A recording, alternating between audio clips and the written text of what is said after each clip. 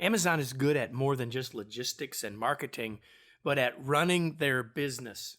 On today's episode, you're going to learn about the science of leadership as learned at Amazon from someone who's lived it and led in it. Welcome to the Remarkable Leadership Podcast. Are you ready? Let's go.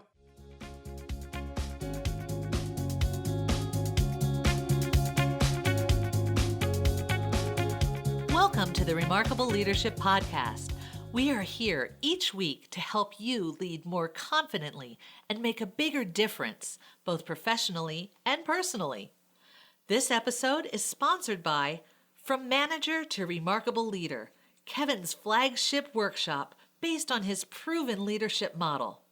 Learn more at remarkablepodcast.com/manager. And now here's your host, Kevin. Welcome to another episode of the Remarkable Leadership Podcast, everybody. So glad that you're here. Our guest today is someone you've not heard of, but his work you are well aware of. His name is Bill Carr, and he joined Amazon in 1999 and spent more than 15 years with the company. As Vice President of Digital Media, Bill launched and managed the company's global digital music and video businesses, including Amazon Music, Prime Video, and Amazon Studios. After Amazon, Bill was an executive in residence with Maveron LLC, an early-stage consumer-only venture capital firm. He later served as the chief operating officer of OfferUp, the largest mobile marketplace for local buyers and sellers in the United States. Today, Bill is co-founder of Working Backwards, where he coaches executives at both large and early-stage companies on how to implement the management practices developed at Amazon. He is the co-author of the new book, Working Backwards, Insights, Stories, and Secrets from Inside Amazon. He's our guest today. Bill, welcome from Seattle. Glad to have you. Thanks, Kevin. Glad to be here. And it's raining where I am today, which is often what's happening where you're living. So, but anyway, I'm so glad to have you with me to talk about this book, Working Backwards. But before we get to the book and all of that, I've told people a little bit about you now, but tell us a little bit about the journey. How did you end up at Amazon? Sort of like, what's the path that led you to today? Well, it wasn't the most direct path in the world, but if I had to sort of, give it to you in a nutshell, even as when I was in high school in the early 80s outside of suburban Philadelphia, my father had brought home one of the first IBM PCs. He was a chemical engineer and sort of more technically oriented. And in addition, I had friends that had, from one of the first sort of like Apple II, and at school we had Apple IIs. And so I found the early PC and the early Apple, I found those, super interesting. And while I did a little bit of programming, I wasn't, I wasn't going to become a computer programmer, but I guess I recognized early on that I loved the idea of what these devices could do and what they could mean in the future. And I sort of saw this was the future and was sort of drawn to it. And I remember even in those days, I was drawn to the idea of working for a tech company, in the Silicon Valley. I didn't ever make it to the Silicon Valley. So I guess the next closest thing was Amazon. And it was a long and meandering journey because from, graduating from college to in 1989, so it would be a decade before I would find myself at Amazon. But fortunately, some of that journey, prepared me well. Some of that journey was business school. Mm-hmm. Some of that journey was early career in field sales. And then notably, right after business school, I spent a couple of years with Procter & Gamble, the consumer packaged goods giant, working directly with large retailers. And actually, after that, I spent a couple of years at a tech startup. So by the time I got to Amazon, I actually had, a decent working knowledge of both theory and practice of retail, and how things work from a manufacturing side of things and supply chain. And I actually had a working understanding of what it meant to be in a tech startup company. And so Amazon really was, both of those things. And sort of that combination of skills served me well once I got to the company. Awesome. Well, thanks for that. So there, I know we're both readers. We talked about that before we hit the record button. And one of the things that I'm always fascinated by with books is their titles. And there's actually two things in the title of this book that I actually want us to talk about. The first one is Working Backwards, right? That's the title. That's the main title. What does it mean to work backwards? I guess I could ask you, why is that the title? But I'd much rather like, what does that mean? What's the value of that to all of us?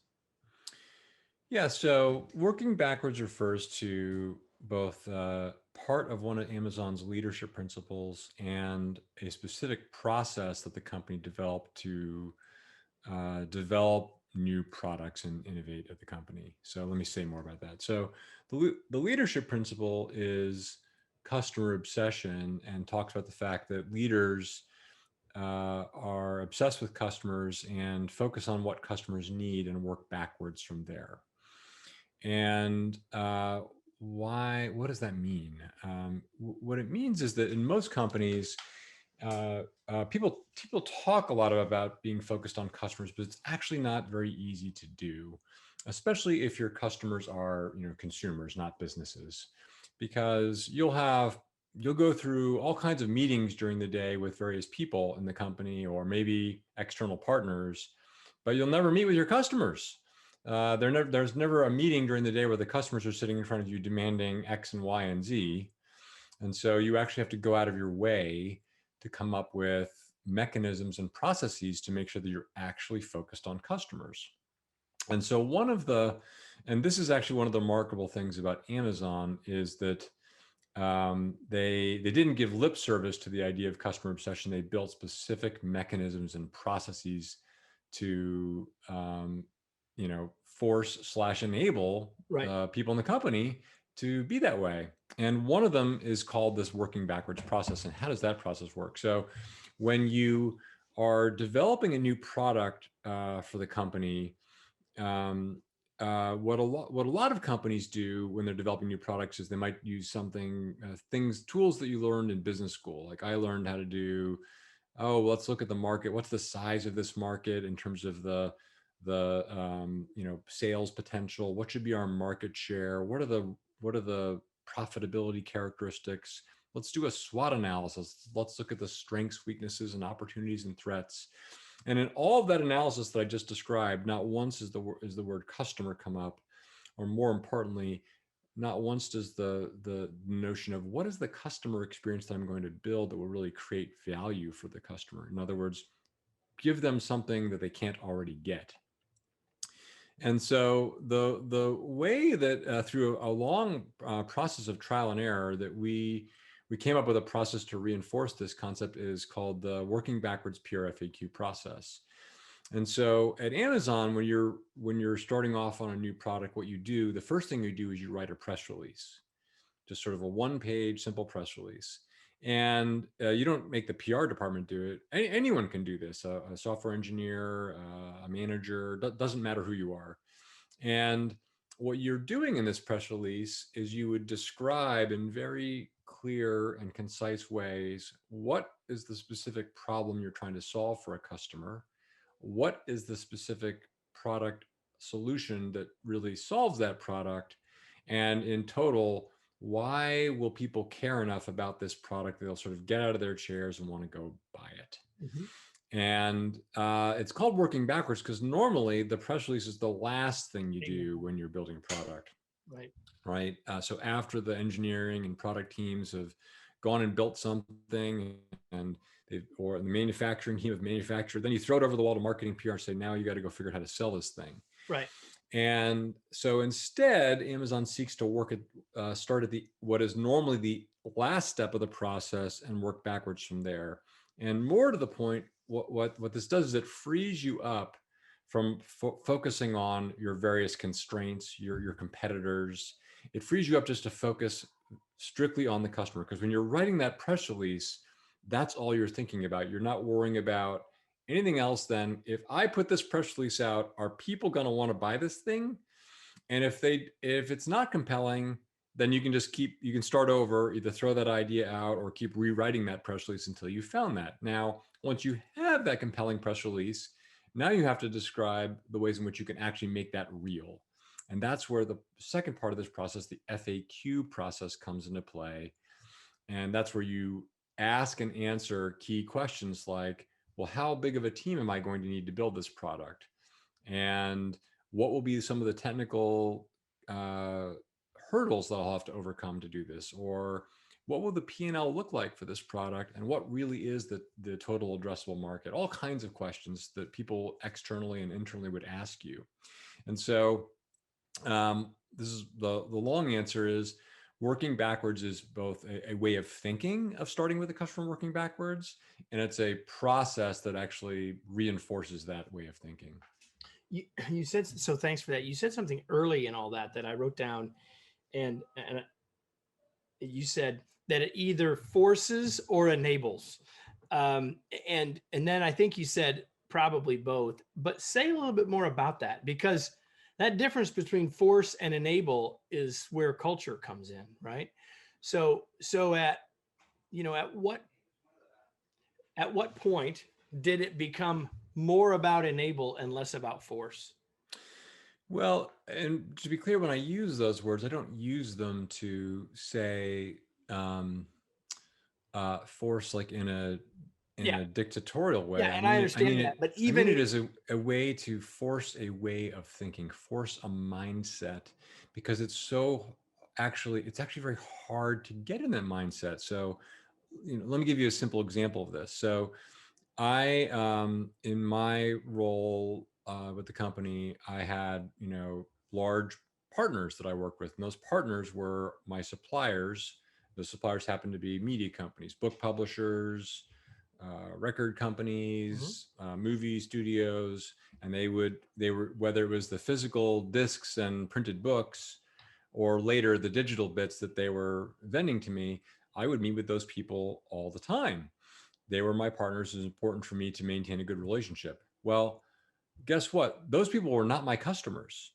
Those people never paid us a dime of revenue. All of my revenue came from these other people who I could never meet with. And oh, by the way, these partners I meet with, they had a lot. They would ask for and demand many, many things. And a big part of my job was to, in fact, say no to them a lot. And the reason, and that's hard. That's actually much less pleasant than actually just getting along and agreeing with someone. And so you actually have to have a certain discipline to get yourself into a mindset that puts you in situations that are in fact often uncomfortable because in many cases you'll make decisions or do things that those people may not want to do. And a great example of that is when Amazon first launched, Kindle and the ebook business. We really wanted the publishers to make many, many more books available and to not price them at $30, the same price as a hardcover book, because who in their right mind would pay the same amount of money for a digital copy as the printed copy? And oh, by the way, the publishers would just make a whole lot more money that way. So that wasn't a fun conversation to have with them, but it was an important conversation for customers. Absolutely. So back to my initial thought of two questions from the title, and thanks so much for helping unpack working backwards, which really helps people get a pretty good picture of a lot of the things that are in the book. But then there's this other word. It's a great marketing word, secrets. So you say there are secrets. So tell us something. I mean, here's my observation is that probably everyone who is watching or listening is an Amazon customer. Most probably have Amazon Prime and have boxes showing up regularly, et cetera, et cetera. What's a secret from about how Amazon runs their business that would be surprising to people? Yeah. So the secret really is that, well, there are a number of them, really, because to take one step back, we wrote this book to answer the question: how does Amazon do it? How have they done it? How have they created such a series of phenomenally popular devices, services, businesses, how they become one of the most, if not the most successful and one of the largest companies on the planet. And there's not one secret, and so it is plural. But let me give you an example of one of the secrets. Sure. One of the secrets is that everyone knows about all those innovative products, but what they don't realize is that the company is in fact just as innovative with respect to the science of management. And let me say more about that. So when I joined the company in 1999, like many of the other leaders of the company, I had an MBA, and we'd all worked at a series of well-respected august companies. And as Amazon started to encounter various challenges and hurdles, in many situations, instead of accepting long-held standard business approaches and management approaches to solving these problems, Amazon actually took many times approaches that were quite contrary or counterintuitive. And I'll give you one example of that, which is how the company decided to organize the teams. So in the early 2000s, we were growing like a weed. We were becoming increasingly complex. We weren't just a bookstore anymore. We had, multiple business categories. We were growing to many countries around the world. And when that happens, then you have different teams, like the team in Germany is saying, hey, we need X and Y and Z to do better business in Germany. And the electronics team is saying, boy, we really need fulfillment centers that can handle TV sets, not just books, et cetera, et cetera, et cetera. And so you start to get all these different requests in, and that all kind of end up landing on certain central teams that whether that be the software engineering organization or the operations team to support these things. So we did what all companies, or what most companies do when they face the situations. We started to create specific positions and processes to better coordinate and collaborate across teams in the company. And in fact, we even adopted a process that we took from GE, which at that time was, one of the gold standard for how you manage companies, right? And we took that because our CFO was from GE. So we said, great. So Warren, you're going to bring in the NPI process, and we're going to adopt that because that's what GE does. Well, after a year or so of that, we said, you know what? This isn't working. We're not going to do that anymore. And what wasn't working about it for us was now we were spending a huge percentage of our time coordinating, debating, kind of fighting for resources among teams, and a whole lot less time actually building great new stuff to meet our customers' needs. And so, in fact, then we decided to go in the exact opposite direction. We said, you know what? Let's instead figure out how to actually have not require our teams to coordinate. In fact, how can they exist without coordinating and collaborating with each other, so that we don't have to get good at collaborating. And so the solution then was to say, how do we break ourselves up into small, highly autonomous teams where the leader of that team has control of the resources they need to be successful? And this was quite counter to the way that most companies do it. And that's just one example and we lay out 5 examples of processes that the company came up with, where in each case, the approach is actually, generally speaking, quite counter to the way that most companies run that certain process, whether it's how to hire, how to run meetings, how to do new product development, how to think about managing metrics. And then ultimately, the other secret is around how the company has developed leadership principles that really matter and are not just a sort of a PR exercise to make it sound good.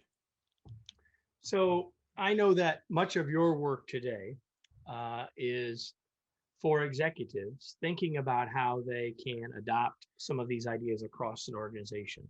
And some of your perfect customers, Bill, are listening to us or watching us today. But say that I'm not an executive. Say that I'm a mid-level manager or even a frontline leader. What are 3 things that I can take and begin to apply in my team, sort of inside of my team, that I could use or apply from some of the lessons that Amazon has learned? Well, if you have to distill Amazon to four things, um, and Jeff was asked this once, and he did this. He gave this list. He said, Amazon is four things. It's customer obsession rather than competitor obsession. It's a long-term thinking, much longer term than most companies have.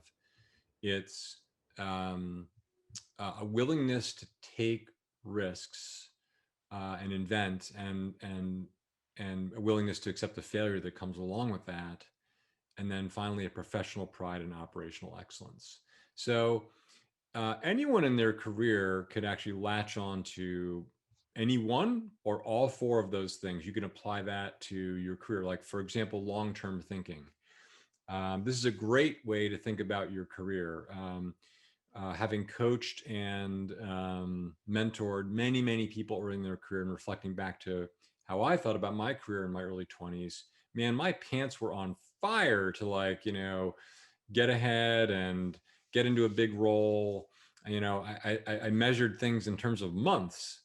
And what it's hard for you to realize in your early 20s is that you're, especially in today's day and age, where our lives are getting longer and longer, and you're not likely to retire at 65. Like, you're probably likely to have a career that's going to span like 4 decades. So this is a marathon, not a sprint. And so a lot of mistakes people make are they go for short-term satisfaction, maybe like, what's the place where I'm going to get a cash bonus the fastest? Or if I switch to this company, instead of making 80K, I can make 100K.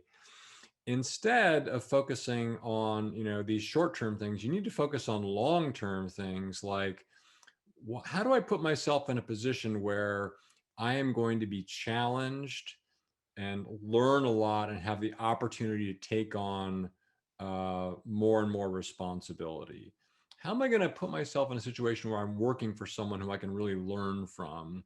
And how am I going to put myself in a company that's growing and where I really respect them? So long-term thinking can apply there. You may not be able to affect the long-term thinking of a company if you're a junior level person and your CEO is focused on hitting quarterly numbers. You're probably not, probably barking up the wrong tree.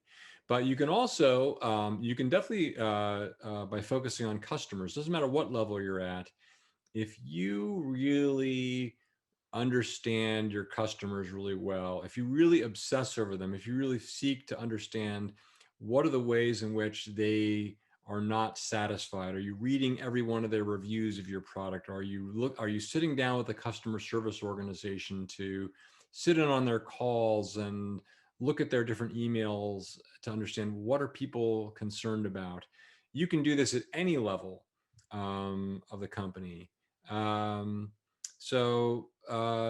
then the last one, the professional pride and operational excellence. This is a great one to take to heart, whether, no matter where you are in your company, which is in your career, which is there's all kinds of work you're going to do that no one's ever going to see. Sometimes the customers aren't going to see it. Sometimes your manager may not see it.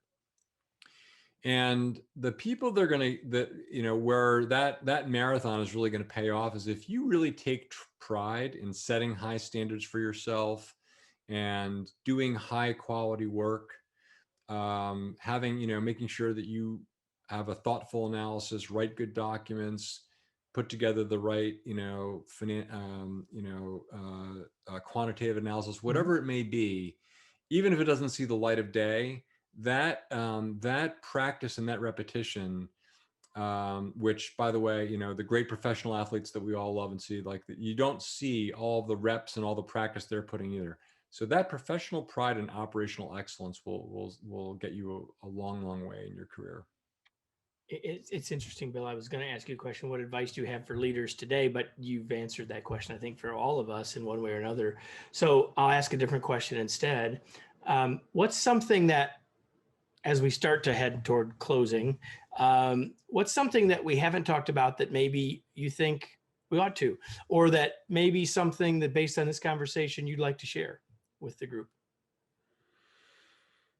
Well, I guess I'd just like to give, to expand on that last point a little bit further, which is that, you asked about that question about the secret, and in many ways, why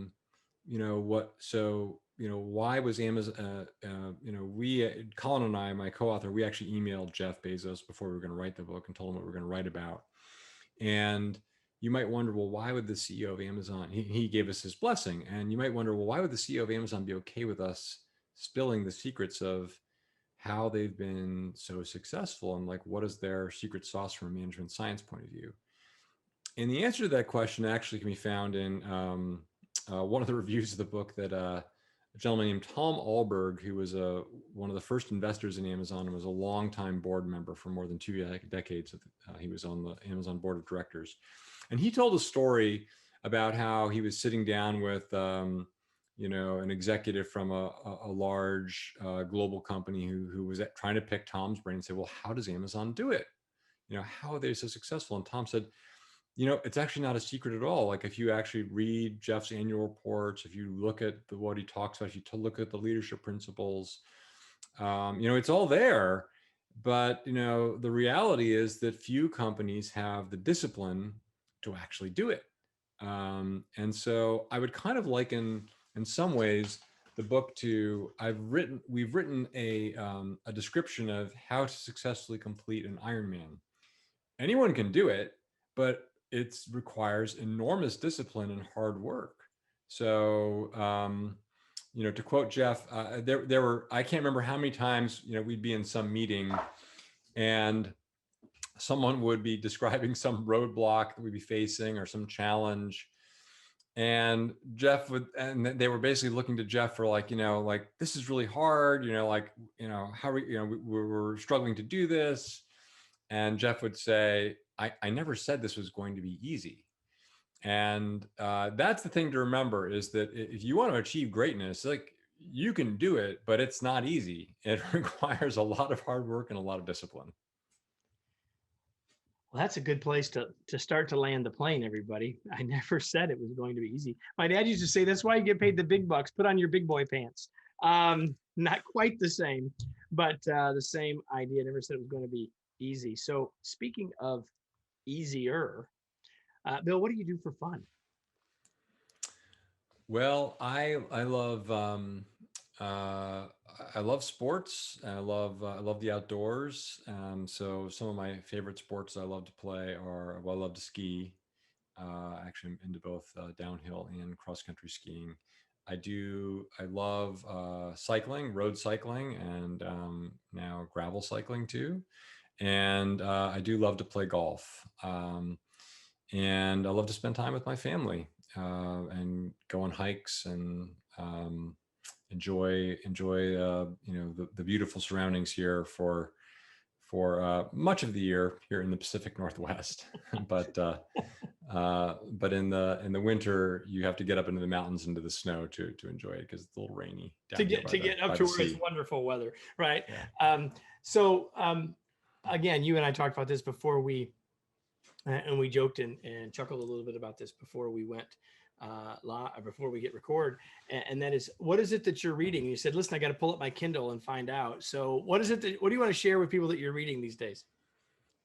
Well, it's actually, I actually read a variety of topics, but this sounds like I'm cheating because it's a business book, but I'm reading Capitalism in America, A History by Alan Greenspan.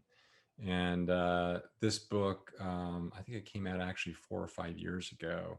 But it's fascinating. It actually sounds like this would be like a super boring topic, even for someone who's into business books. And like, Alan Greenspan does not sound like he would be like the most thrilling author. Like, if you've ever seen Alan talk, he seems kind of dry and boring, but it's a really good book. It's believe it or not, it's kind of a page turner to really like understand how capitalism developed in the country, and sort of the interrelationship of capitalism with the different historical events, and with how the government interacted. It's a really good book. I strongly recommend it.